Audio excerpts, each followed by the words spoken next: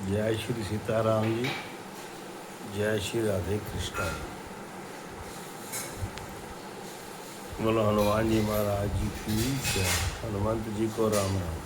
मैं संजय दत्ता सनातन Bharat YouTube channel और Facebook पर भी मैं इस वीडियो को डालता हूँ।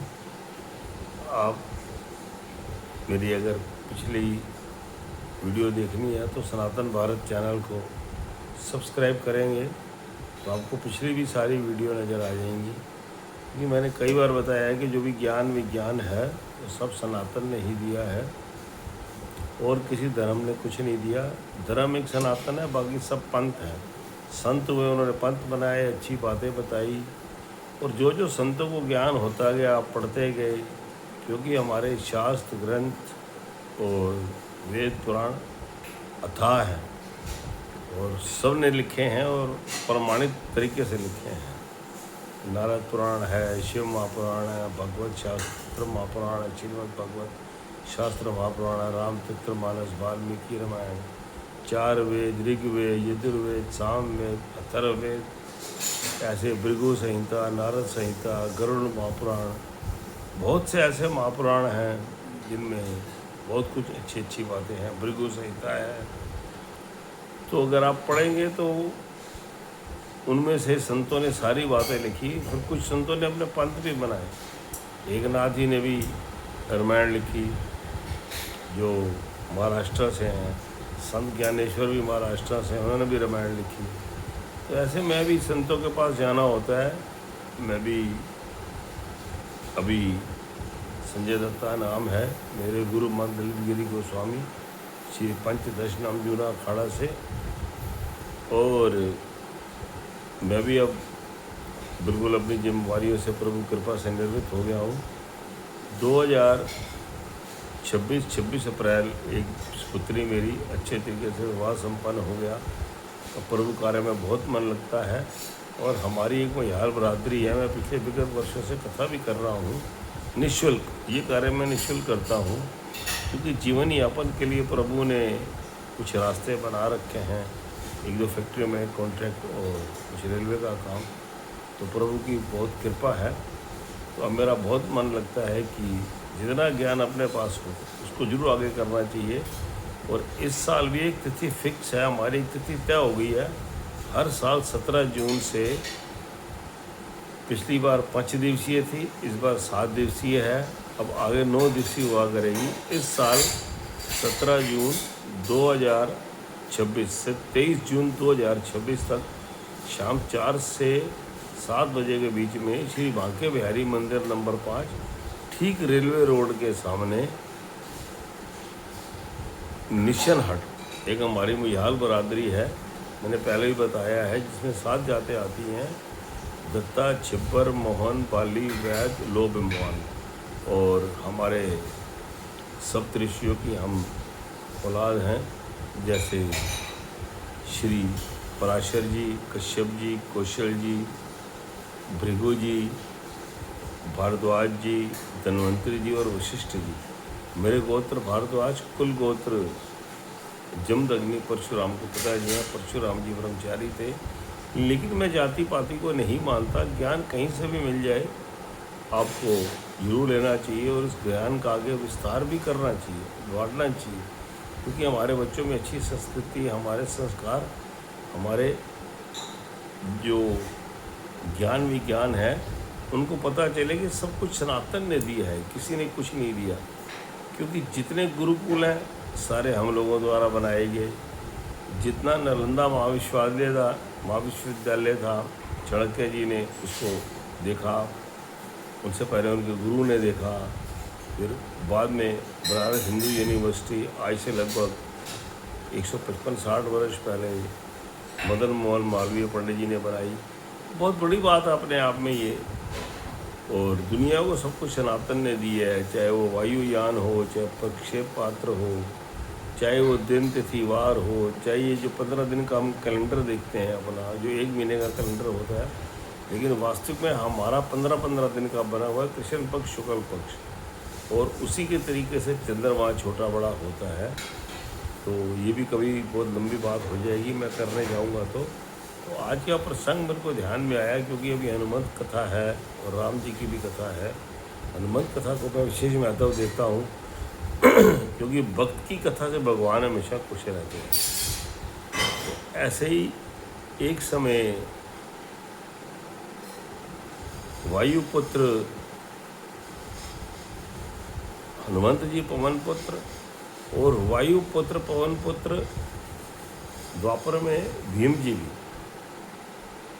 ये भी दोनों आपस में भाई लगते थे, लेकिन एक युग में आए थे, दूसरे युग में थे। वो पवन सुत थे, ये पवन पुत्र थे, वायु देवी के पुत्र थे भीम जी। और भीम जी को बड़ी जिज्ञासा रहती थी, उनको किसी काम के लिए भी मना करो ना, बोलोगे इस काम को नहीं करना, तो वो उस काम को करने की चेष्टा जरूर करते थे। और उनमें अपने बल का अहंकार भी था, क्योंकि किसी भी चीज़ का अहंकार व्यक्ति में आ ही जाता है। लेकिन जब जिनके ऊपर श्री कृष्ण केशव जी का हाथ हो तो वो इस अहंकार को दूर करने का मार्ग भी निकालते हैं। एक समय वो घूम रहे थे तो उनको एक नीले रंग का पुष्प, बहुत बढ़िया अच्छे से कलर का पुष्प मिला। उन्होंने द्रौपदी को ले जाकर दिया, बोले द्रौपदी मेरे को ऐसा पुष्प और चाहिए। तो द्रौपदी जी ने बोला कि मेरे को ऐसा पुष्प और चाहिए, मैं दूसरी तरफ भी लगाऊंगी बालों पर। वो जब गए तो रास्ते में हनुमंत जी बैठे हुए थे, ये कृष्ण जी की लीला थी। उन्होंने हनुमंत जी को रास्ते में एक बुजुर्ग अवस्था में बैठा दिया। बैठे बोले कि ऐसे आपके भी भाई हैं, आ रहे हैं, उनको थोड़ा अपने बल का अहंकार है, तो आप उसको अपने हिसाब से, अंतर्यामी थे, मन ही मन बात करते थे, क्योंकि भक्त शिरोमणि शिरो हनुमंत जी हुए हैं। अब जैसे ही भीम जी आए तो इनकी लंबी पूँछ लेकर ये वहाँ बैठे आराम से कुछ खा रहे थे। तो मर्यादा में रहते थे लोग। भीम जी ने जाना चाह पार, बोले अपनी पूँछ हटा लो, वानर मेरे को पार जाना है, पुष्प लेना है। बोले ऐसा है, इतनी लंबी पूँछ है, मेरे से हटेगी नहीं, आप ही हटा के एक साइड कर दो। बोले ये लांग के चले जाओ। बोलते हैं लांग कर जाना तो मर्यादा नहीं कहता, मैं हटाऊंगा तो बहुत ऊँची चली जाएगी। मैंने एक बार कुछ हाथियों को मुक्का मारा था तो वो गुरुत्वाकर्षण बल से भी दूर चले गए, ऊपर चले गए अंतरिक्ष पर। यदि मैंने आपकी पूँछ को हाथ भी लगा दी तो बहुत ऊपर चली जाएगी। उन्होंने कोई बात नहीं, बुजुर्ग अवस्था में इतनी लंबी पूँछ लेकर करनी क्या है। जैसे ही भीम जी ने पहले 1 उंगली 2 उंगली काफ़ी जोर लगाया, नहीं हटी, तो समझ गए कि कोई अवतार है ये। उन्होंने हाथ जोड़े कि आप अपने वास्तविक रूप में आइए। तो हनुमंत जी अपने वास्तविक रूप में आए, वास्तविक रूप बताया और बोला कि आपको श्री कृष्ण जी ने भेजा है, मेरे को पता है, और मेरे से जो यथासंभव होगा, आप मेरे भाई भी लगते हैं, तो मैं आपको ज़रूर यथासंभव मदद करूँगा। अब आप जाइए, पुष्प ले जाइए। तो वो हाथ जोड़कर खड़े हो गए, कह रहे नहीं आप भाई हो मेरे, मैं वायुदेव पुत्र आप पवन सुत, तो मैं एक बार आपका त्रेता वाला रूप देखना चाहता हूँ। कह रहे हैं वो रूप ना कुछ और था, उस रूप को आप देख नहीं पाओगे, वो इतना विशालकाय रूप था कि शायद अगर मैं उसको बड़ा करना चाहूँ आप देखने में असमर्थ रहोगे, और मेरे को अच्छा नहीं लगेगा कि मेरा भाई मेरा स्वरूप नहीं देख पाया इतना बड़ा। नहीं माने, अट करने लगे। छोटे भाई के अट के आगे श्री हनुमंत जी भक्त शिरोमणि, राम भक्त शिरोमणि, हनुमान जी ने कहा कोई बात नहीं। हनुमान जी ने धीरे धीरे शरीर को बड़ा करना चालू किया। एक समय आसमान तक पहुँचने लगा तो बड़े बड़े रोम सारा ये वो देख के भीम जी घबरा गए। तो भीम जी ने हाथ जोड़ दिए, फिर अपने वास्तविक सहज रूप में आए और ये उन्होंने उनको कहा आप खोल लीजिए और जाइए, इस तरह संभव जो कोशिश होगी मेरे से मदद पड़ेगी मैं करूँगा, क्योंकि आप धर्म की लड़ाई लड़ रहे हैं, तो धर्म की लड़ाई में मैं आपके साथ रहूँगा और आप मेरे भाई भी हैं। फिर एक बार केशव जी ने भीम जी को बोला कि हम जो अब महाभारत युद्ध होना है, इसके लिए हम सब तरफ से सेना एकत्रित कर रहे हैं, जो हमारे मित्र हैं, जो धर्म के साथ चलते हैं। तो एक आप काम कीजिए, आप लंका की तरफ प्रस्थान कीजिए और विभीषण जी, क्योंकि 8 अमर में विभीषण जी भी एक अमर है, हमारे में 8 अमर हैं, बाकी चिरंजीवी भी हैं। जामवंत जी के बारे में जैसे माना जाता, आज तक नहीं पता चला कि वो चिरंजीवी हैं या अमर हैं, क्योंकि सतयुग से उनका प्रमाण मिलता है। क्योंकि आने का प्रमाण तो है, जाने का नहीं है। क्योंकि द्वापर में उनकी सुपुत्री का विवाह जामवंती का श्री कृष्ण जी के साथ हुआ था। तो ऐसे ही वो भी अच्छे बलि हैं और बहुत ही गुणवान दिमाग वाले सलाहकार। राम जी भी उनसे सलाह लेते थे। तो लेकिन केशव जी ने, मैं जिस प्रसंग पर चल रहा था, केशव जी ने भीम को बोला कि आप भीषण जी के पास जाइए, उनसे मदद मांगिए। ये भीषण जी के पास गए, तो जब विभीषण जी के पास गए तो विभीषण जी ने इनको आने का परिचय पूछा, सारा परिचय दिए इन्होंने अपना कि मेरे को केशव जी ने भेजा है। और अब भीम जी को थोड़ी सी अपनी बात बताने का तरीका और था, क्योंकि युग बदल चुका था। जैसे अब कलयुग में कोई अपनी बात और कहता है, द्वापर में और तरीके से कहते थे, और त्रेता में और तरीके से, सतयुग में और तरीके से। तो उस समय विभीषण जी ने भीम जी से पूछा कि आपकी लगभग सेना अभी है कितनी। बोलता जी महाराज द्रुपद है, यहाँ से सेना है, काशी ने देश ने सेना भेजी है, हमारी इतने छोणी इतने पदम तो सेना हो चुकी है। अगर हमको सेना ना भी मिले तो भी कोई दिक्कत नहीं है, हमारे पास बहुत बड़ी सेना है। जितनी संख्या उन्होंने पूरी सेना की गिनवाई, विभीषण जी बहुत जोर से मुस्कुराए। कह रहे हैं महाराज आप मुस्कुरा रहे हैं विभीषण जी, ऐसी क्या बात है। विभीषण जी ने बोला जितनी आपके पास अब सेना है ना, जब रामा दल और रावण दल में युद्ध हुआ था तो इतने व्यक्ति तो केवल दुदम्बी बजाने वाले थे, शंख बजाने वाले थे। जो आप सेना का बखान कर रहे हो, आता भी है कि जूथम जूथ पदम आयो ये तक अंदर, देखे प्रभु के मुख सुंदर। तो यूथम जूत पदम, अब लगा लीजिए 100 करोड़, 100,000 का 1 लाख, 100 लाख का 1 करोड़, 100 करोड़ का 1 अरब, 1 अरब का 1 खरब, 1 खरब का 1 शंख, 1 शंख का 1 नील, 100 नील के कितने, ऐसे करते करते पदम हो जाते हैं। उन्हें बोला इतने पदम तो खाली रीछ और बंदर थे जो सेनापति थे, अब क्या बात कर रहे हो। बोले चलो कोई बात नहीं, आप आए हो तो, और धर्म की लड़ाई में हम आपके साथ हैं। आप एक काम कीजिए, आप विश्राम कीजिए, लेकिन मैं आपको एक सलाह देता हूँ, आप लंकापुरी भी घूमिए, लेकिन आप लंका में पूर्व पश्चिम उत्तर की तरफ जाना, दक्षिण की तरफ मत जाना। लेकिन भीम जी में एक बहुत बड़ी बात थी, उनको जिस काम के लिए मना किया जाए वो उस काम में जरूर जाते थे। तो भीम जी ने बोला क्यों ना पहले दक्षिण दिशा की ओर ही जाया जाए। तो जैसे वो दक्षिण दिशा की तरफ गए, एक सरोवर देखा, तो उस सरोवर में नहाने के लिए कूद पड़े। जैसे ही उस सरोवर में कूदे तो ये विभीषण जी को पता था, क्योंकि वो भी बहुत बड़े, विभीषण जी के बारे में कभी आपको बताऊंगा, बहुत बड़े भीषण तपस्या उन्होंने की, भीषण तप किया, योग किया, बहुत कुछ था उनके अंदर भी, भीषण बल था उनके अंदर भी। ये कभी बात चलेगी, मैं आपको बताऊंगा, कथा में आएंगे तो विस्तृत आपको वहाँ बताया जाएगा, जितनी कोशिश होगी। मैं क्या हूँ, प्रभु बताने वाले हैं, मेरे को भी संतों से सुना है मैंने भी। तो जब उन्होंने भीम के पीछे अपने सैनिक और अच्छे तैरने वाले अच्छे सब लगा दिए थे, जैसे ही वो उस सरोवर में कूदे तो उनके पैर ना टिके, नीचे ही नीचे जाते जाएं।